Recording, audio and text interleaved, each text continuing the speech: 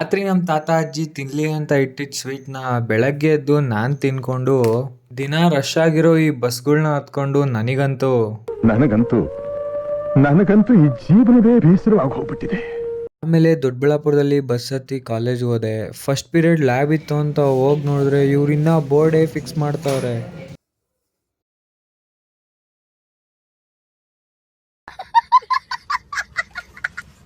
ಆಮೇಲೆ ಕ್ಲಾಸ್ ಮುಗಿಸ್ಕೊಂಡು ಕ್ಯಾಂಟೀನ್ ಕಡೆ ಹೊರಟೋ. ಪ್ರತಿ ವರ್ಷ ನಮ್ಮ ಕಾಲೇಜಲ್ಲಿ ಫೌಂಡರ್ಸ್ ಡೇ ಪ್ರಯುಕ್ತ ಆನ್ಯುಯಲ್ ಸ್ಪೋರ್ಟ್ಸ್ ಮೀಟ್ ಮಾಡ್ತಾರೆ. ಅದ್ರ ಬ್ಯಾನರ್ ನೋಡ್ಕೊಂಡು ಫ್ರೆಂಡು ಸಖತ್ತಾಗಿ ಡ್ರಾಯಿಂಗ್ ಮಾಡಿದ್ದ, ಅದನ್ನೆಲ್ಲ ನೋಡ್ತಾ ಇದ್ದೋ. ಅವನ ಅಕೌಂಟ್ನ ಕೆಳಗಡೆ ಮೆನ್ಷನ್ ಮಾಡ್ತೀನಿ, ಫಾಲೋ ಮಾಡಿ. ಆಮೇಲೆ ಕ್ರಿಕೆಟ್ ಆಡಕ್ ಹೋದೋ. ನಾನು ಔಟ್ ಆಗಿದ್ಕೆ ನನ್ನ ಫ್ರೆಂಡ್ಸ್ ಎಲ್ಲ ಸಿಕ್ಕಾಪಟ್ಟೆ ಖುಷಿ ಆಗೋಗ್ಬಿಟ್ಟೆ.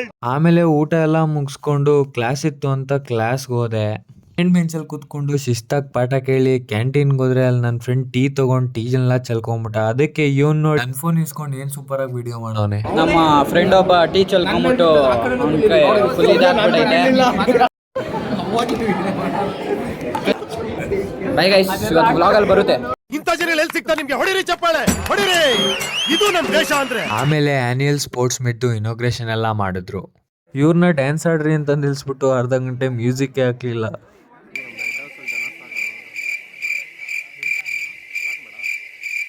ಆಮೇಲೆ ಬೇರೆ ಡ್ಯಾನ್ಸ್ ಎಲ್ಲ ಆಡ್ಸಿದ್ರು.